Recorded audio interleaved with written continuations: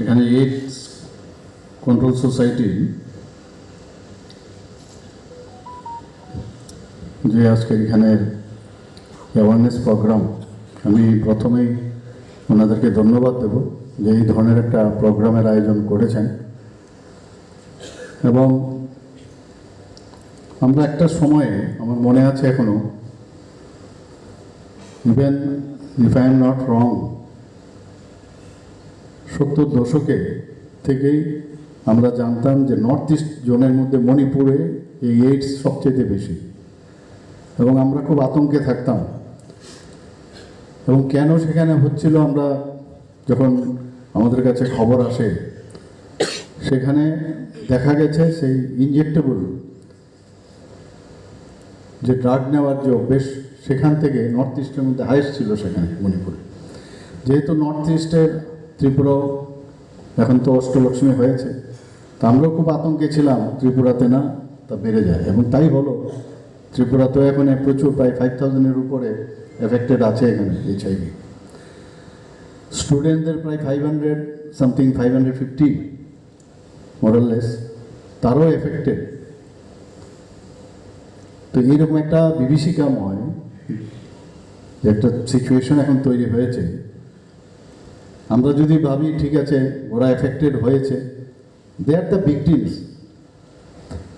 এবং তাদের প্রতি আমাদের সমবেদনা থাকা উচিত, তাদেরকে তিরস্কার না করা, এবং গার্জিয়ানদের বিশেষ করে তাদের আরও ভালোভাবে যাতে বোঝানো, সেই কাজটা আমাদের করতে হবে। এখানে টিচাররা তো আছেনই, ওনারা তো চেষ্টা করবেন। এবং যদ্দূর আমি এখানে দেখলাম লেখা আছে যে নজরদারি হচ্ছে সবচেয়ে বড় বিষয়। কোন স্টুডেন্ট প্রপারলি ড্রেস পরে আসে কিনা, আগুঝালো একটা ব্যবস্থা ওনাকে না, পাফি মুখ, পান্ডা ফেস, এই ধরনের চেহারা হয়, চোখগুলো লাল হয়। তো একটু খালি ক্লাসে গেলাম, আর আমি যদি ওখানে পড়াশোনা শুরু করে দিই, ক্লাস নেওয়া শুরু করে দিই, তার আগে একবার একটু নজর দেওয়া খুব দরকার। আর খবর রাখা যায়, কারণ আপনাদের কাছে অ্যাটেন্ডেন্স রেজিস্টার আছে, কে আসছে কে আসছে না, কতদিন আসে। তো যেটা এখানে বলার চেষ্টা হয়েছে পূর্ববর্তী বক্তারা,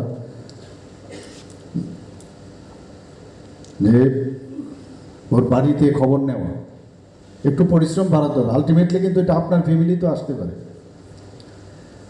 এখন থেকে যদি আমরা চেক না দিই, তাহলে কিন্তু সারা ত্রিপুরাতে ছড়িয়ে পড়বে, এবং ত্রিপুরার থেকে অন্য প্রদেশেও যাবে। এখানে ইভেন আমি দেখেছি যারা স্বাস্থ্য বিভাগে আছে, মানে আমরা অনেক সময় ইঞ্জেকশন দিই, ইঞ্জেকশন দেওয়ার পরে সেটাকে জানুয়ারি মাস পর্যন্ত, যেটা আমি একটু আগে বলার চেষ্টা করেছি, ত্রিপুরায় মোট HIV এবং এইডস আক্রান্তের সংখ্যা 5330।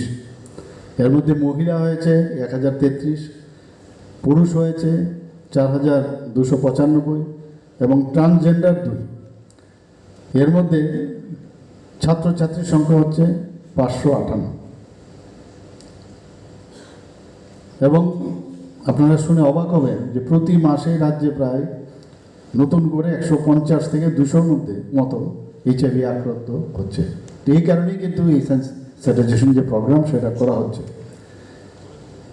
এটারও অনেকগুলো কারণ আছে। যে নেশা, একটা নির্দিষ্ট যারা যুবক যুবতীরা আছেন, তাদের মধ্যে মনে করে যে নিজেকে মানে সবসময় অন্ধকারের দিকে যে যাওয়ার কিন্তু একটা প্রবণতা সবারই থাকে।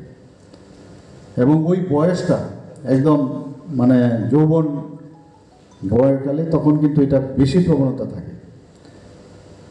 এবং এটা নেওয়ার পরে নিজের মধ্যে একটা মানে এক্সট্রা অর্ডিনারি যে ফিল হওয়া, আমি সমাজের মধ্যে সেন্টার অফ অ্যাট্রাকশন হওয়ার জন্য প্রথমে কিন্তু সেইভাবে শুরু করে।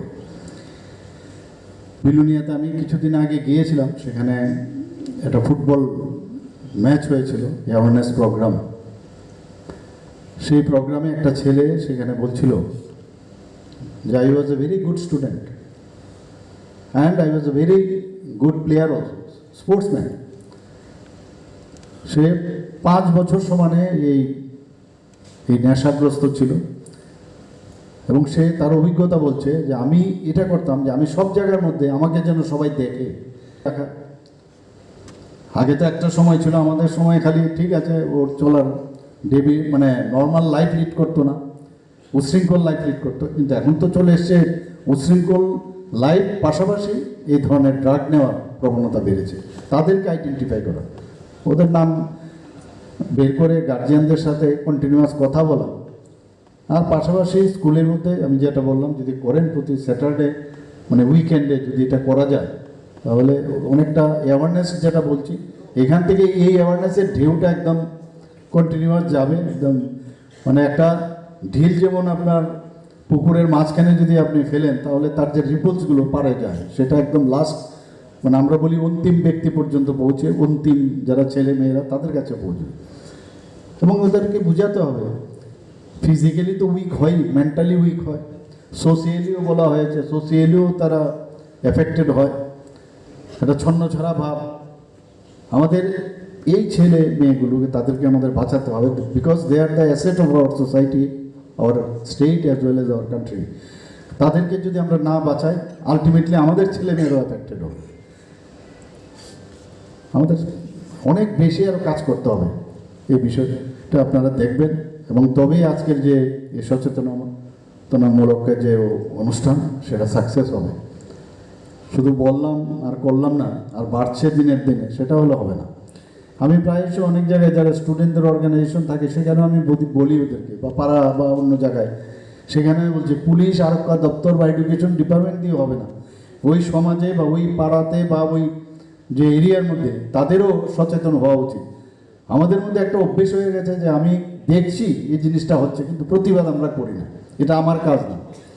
আমি এবং আমার ফ্যামিলি যদি ঠিক থাকে বাকি সব জায়গায় গোল্লায়, এই যে একটা মানসিকতা, আমি ভালো থাকলে সব ভালো হয় না, প্রতিবেশী যদি ভালো না থাকে আমিও ভালো থাকবো না, এই যে কনসেপ্ট, সেই কনসেপ্টটা এখনো ভালো ভালো ইন্টেলেকচুয়াল মানুষের মধ্যেও সেটা করানো যায় না। আমি দেখেছি ওয়েস্ট বেঙ্গলে কিন্তু এখনো মানুষ প্রতিবাদের ভাষা কিন্তু আছে ওখানে, ওরা বলে যে আপনি এটা কেন করছেন, নিশ্চয়ই আপনাদের সে অভিজ্ঞতা আছে, বাসে ট্রামে যখন চড়েছেন সেখানে কিন্তু কিছু একটা অন্যায় অ্যাটলিস্ট বলে ওরা। আমাদের এখানে কিন্তু এই সচেতনতাটা নেই। যখন সন্ধ্যের সময় আমরা বাড়ি যাই নিজের ফলটা কিনে চুপচাপ বেরিয়ে যাচ্ছে।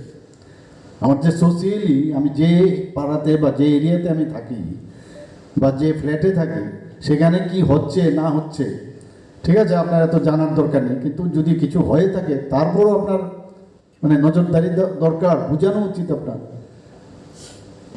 তো এই কাজটা যখন হবে তবেই আমরা নির্মূল করতে পারবো, আদারওয়াইজ মানে ডক্টরবাবুরা আর পুলিশ দিয়ে বা এইডস কন্ট্রোল সোসাইটি দিয়ে কিচ্ছু হবে না।